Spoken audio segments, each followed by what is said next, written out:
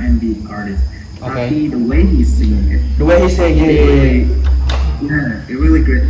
Plus dia punya karakteristik suara yang menurut gue cukup unik sih. Jadi orang catchy waktu dengernya, dan di album pertamanya juga suara-suara apa ya? Mungkin struktur lagunya anjir. Yes. Asik banget saya buat di Dijon itu belum kepincut awalnya. Aku awalnya nengok ini artis underground yang biasa, tapi ketika aku tahu dia background vokalnya Adding Brockhampton background vocals to Saturation sama Treetop Belfast Romance Summer in 1998 1998, Truman. men, He- di situ aku mulai kepincut kayak gue fun fact baru tahu kalau dia back vokalnya Summer di Saturation.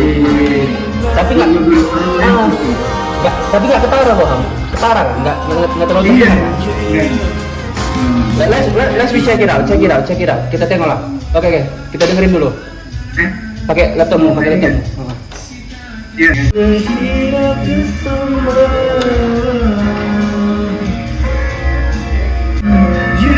Kan Belfast nih. Iya, men.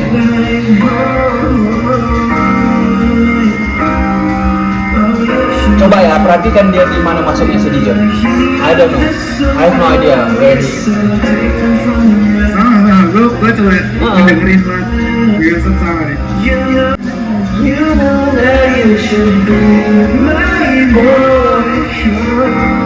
Iya, mereka mainin falsetto gitu kan. Iya. Asing, that's it. Gitu kan.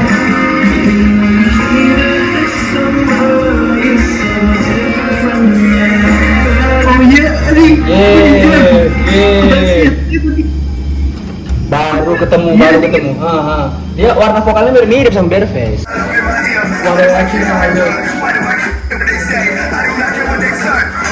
Nowadays, everybody wanna talk to you. This is my favorite place. To the prophets of race, we next to addition with no I don't do auditions, I know isolation, ain't no politician. That's my opinion. The government addiction, the food ain't no business. Ini lagunya.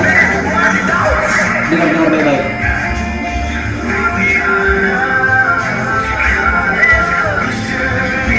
Bentar, ini satu lagi. Ini masih Belfast nih. Bikin vokal. Ulangin. Khusus di Belfast, ulangin, dan dengar lagi. Bukan. Singlenya mirip ya? Iya, be with me. Ulang dari awal, belum. Bukan ini.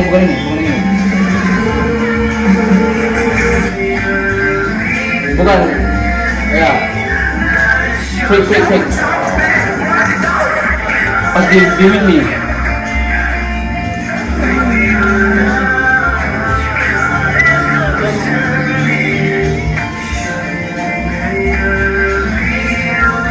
Oh, Yeah.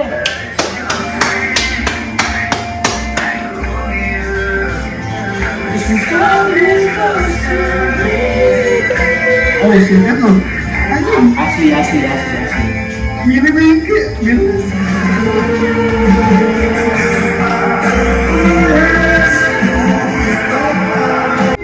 Oh, gue tahu nih, gue Niper kayak gini karakternya.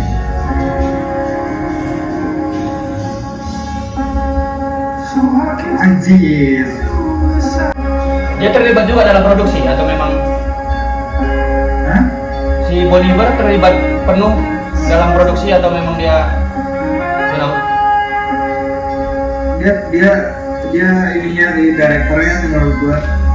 Coba aja kalau misalkan lo tahu ini kan apa Tiny Desk tuh, dia pernah Tiny Desk konser di dan anjing itu mah dia mainin alat belas yang suaranya kata temen gue gitu. Oke.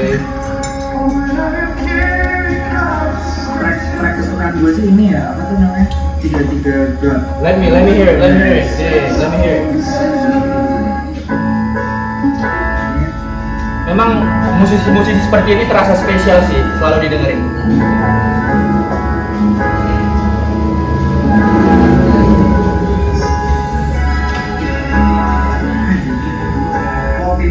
Folk mentok ya.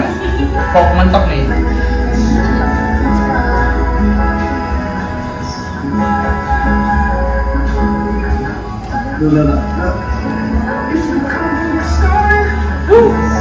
Di background-nya juga keren.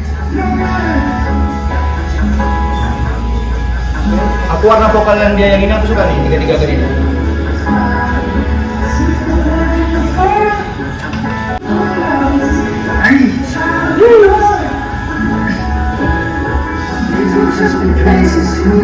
Part tengahnya asik banget. Oke.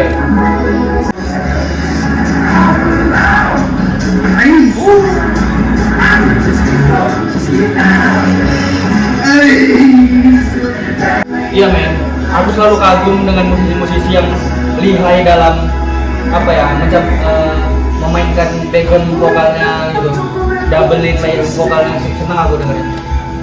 Iya, layernya rich banget.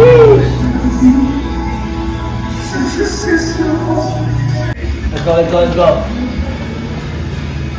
Taruh liriknya di Genius, Sam. Bantu aku di Genius liriknya sekalian. Biar kita bisa menguraikan kita. Oh iya, terus actually belum dengerin sambil baca lirik ya? Iya lah, Jo, harus lah.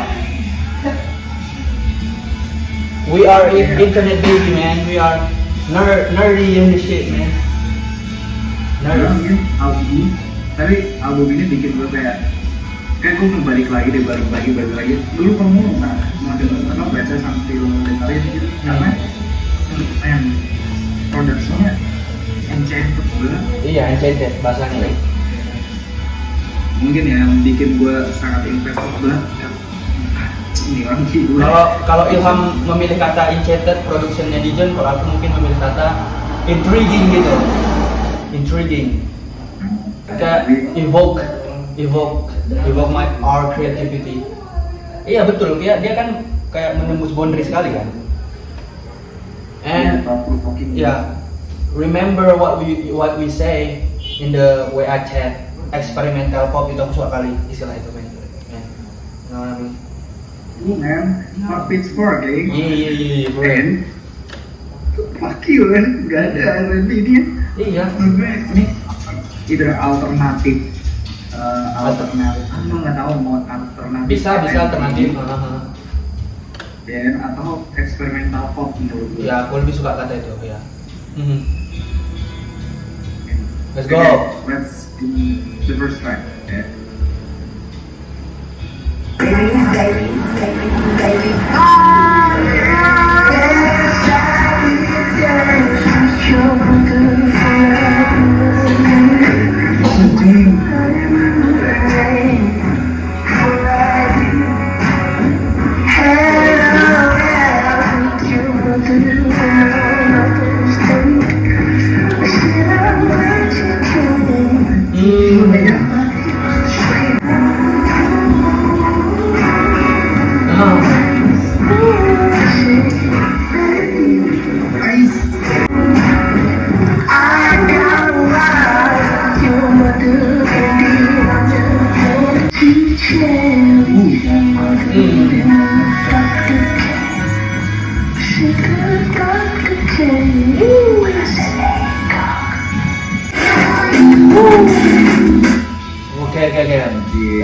Let me comment about that. Let me.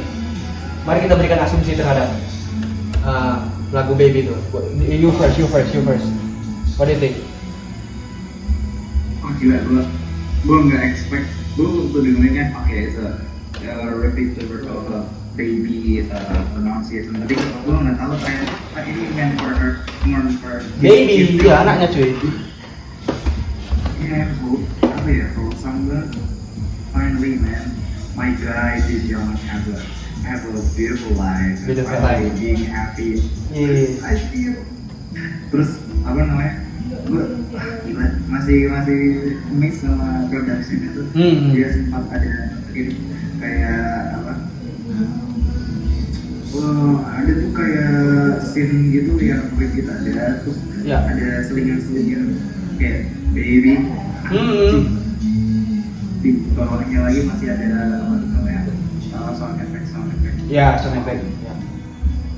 Terus part favorit gue sih ini di terakhirnya itu transition to another baby sih. Itu Ya. gue suka banget transition gitu. Iya, men. Temponya ganti-ganti. Aku menangkap impresi produksinya dulu memang kesannya kasar, mentah gitu, tapi tertata dengan kreativitas yang gimana ya? Nggak sembarangan gitu loh. Nggak sembarangan dia ngepola itu semua. Walaupun kesannya kayak produksinya tabrak-tabrakan gitu. Saya It's a chaos in order. Iya betul, kayak temponya itu walaupun terkesan berantakan tapi tetap dijaga tuh. Dia mainin notasinya. Ya ada sempat ada pause-pause-nya ya. Artian gini coy, dalam artian production yang kasar, production yang unorthodox itu dengan melodi yang melodi yang mumpuni ataupun yang masih masuk akal di telinga kita itu, mereka dua Peggy dan Dijon ini berhasil gitu menangkap telinga kita menurutku. Memang bersamaan nature dengan kita yang suka eksperimen dengan suara-suara mereka sih nature-nya gitu.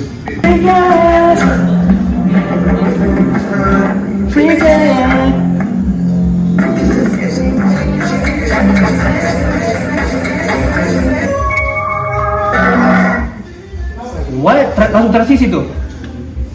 Next track. Kayak Yamaha. Memang iya sih. Ini orang benar-benar riskan sih mainnya, riskan. Resiko sih memang benar-benar. I don't think that was a strong piece here.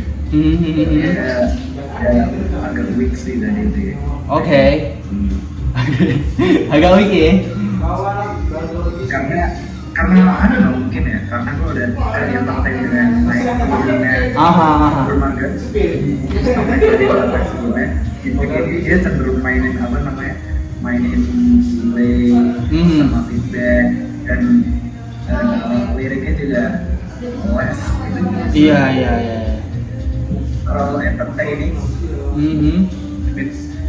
Bikin it's personal Ya.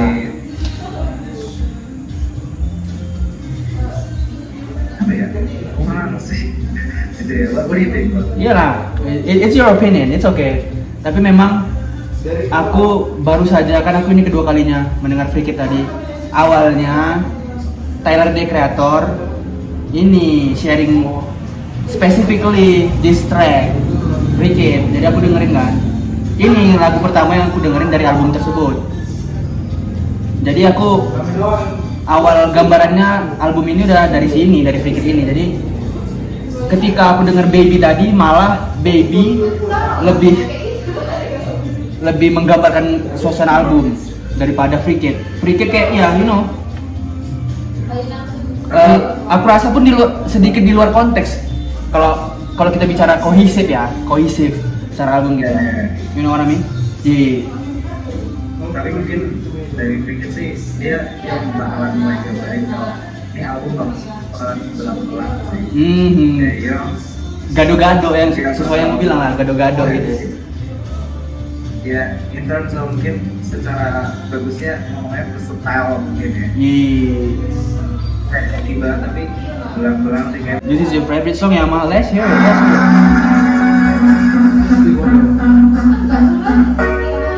Ini si anjing siapa tuh?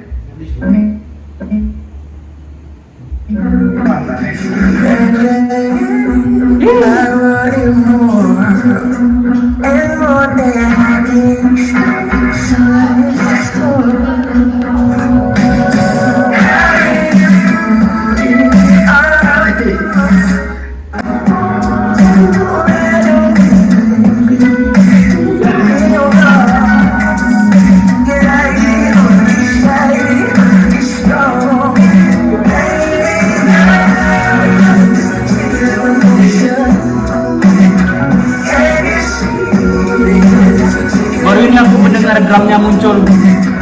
Saya tadi nggak dengar ya.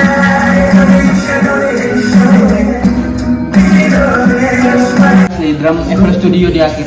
Ketas, ketus, ketas. Gue bisa bayangin sih kayak automationnya sudah bisa.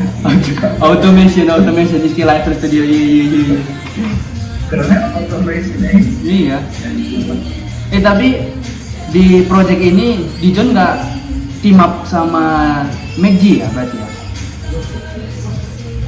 I'm still trying to figure it out. Itu tuh. Karena di kredit apa itu kredit production Oh ada? ada anjir. Oh sebagai writer, tapi sebagai writer tuh, sebagai penulis, sebagai yang megang instrumen ada nggak? Biasanya kan performer itu dimasukin ke writer karena nggak kalau di digital udah ditulis. Kayak pemain bass siapa, dia siapa, biasanya nggak ditulis jadi dimasukin ke writer. Tapi itu kayak curiga pas lagi sini. Iya. Ya, secara melodis berusaha banget ya. Wait. Kita sih membuat dia itu.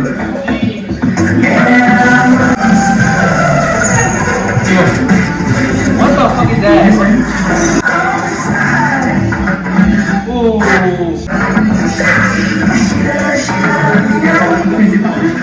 Iya, suara apa ya?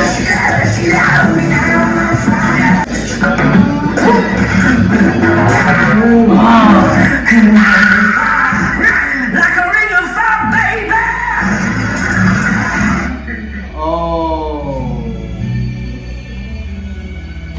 Kita baru saja mendengar sejumlah berbagai sound effect yang asing. That one. Shit. Terus ada tadi kayak suara kaca industrial cuy. Anyway, yaudahlah.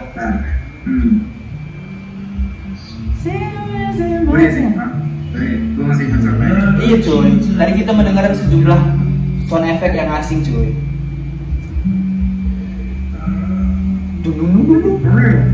Iya. Terus tadi ada suara kaca industrial, you know. Man. Nih, kayaknya kalau misalkan dari production sih, karena dia main synthesizer banyak di sini, sama piano, dan less over real life drum, dan mungkin pakai mesin di sini. Gue bayangin tuh kalau dia main tuh dia rekam nih sessionnya, udah di antara cabut-cabut gitu. Iya, dicolok-colokin plugin-pluginnya segala macem. Pakai part off gitu. Iya, aku bisa melihat kebebasan dia, you know, the freedom of artistic dia, betul-betul kebebasan mainin itu sembrono gitu deh mainnya. Like masih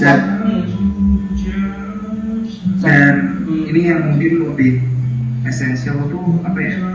Gue penasaran how far Dijon will get attention for this. Kayak how far this project going to run, berapa besar jangkauannya? Iya cuy.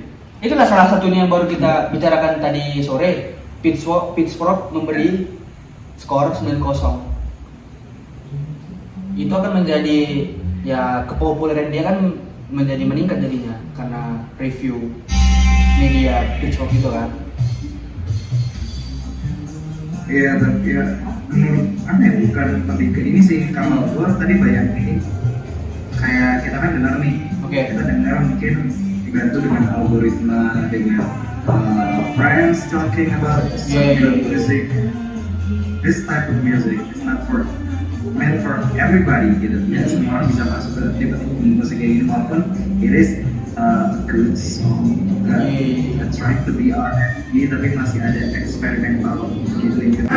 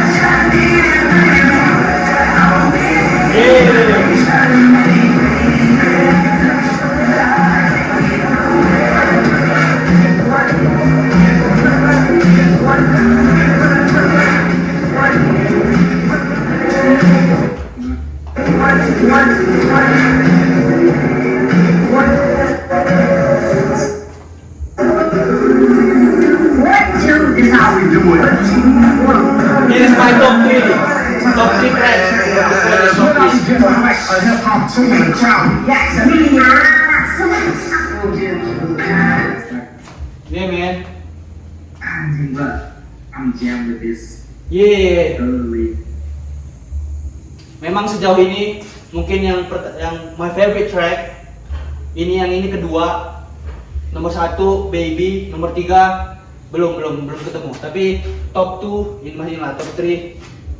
Ada di judulnya Automatic. Automatic. Yeah. Automatic. Pecah.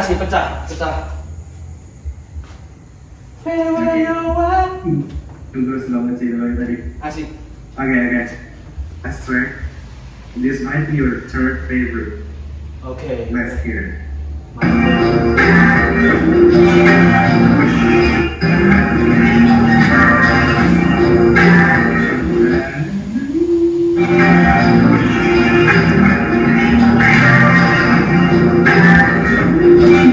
Stevie Wonder banget anjing. Oh.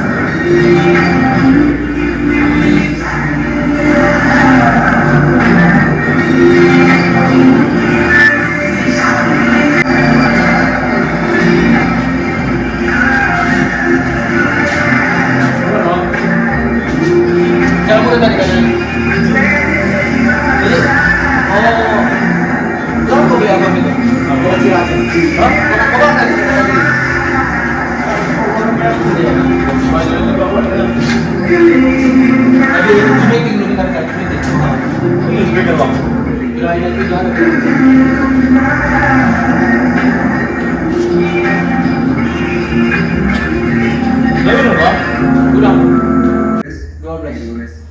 Ya sih, cukup solid. A really good run, man. Really good run. Aku harus listen 2 kali sih, biar bisa menyimpulkan gitu. You have to. Yeah, you have to. Tapi aku berharap ada video klipnya 1 nih. Tolonglah Dijon, ya kan? Please lah. Ada sih harusnya. Karena visual itu mendukung ataupun yang memberi tambahan estetika kan terhadap iyalah keberlangsungan di tracknya harus lah. Sometimes kadang soul-nya ada di visual, jadi kayak 100%. albumnya Ya. lebih Iyalah harus lah. Tapi kalau kita sebagai fans, kita pengennya yang mana di video klip kan nih? Yang mana dulu nih? Kita berharap yang mana? Menurutmu? kayak mungkin kalau gue melihat nature of Dijon, dia nggak bakalan nge-play semuanya dan nggak bakalan bikin satu-satu, mungkin beberapa track gitu.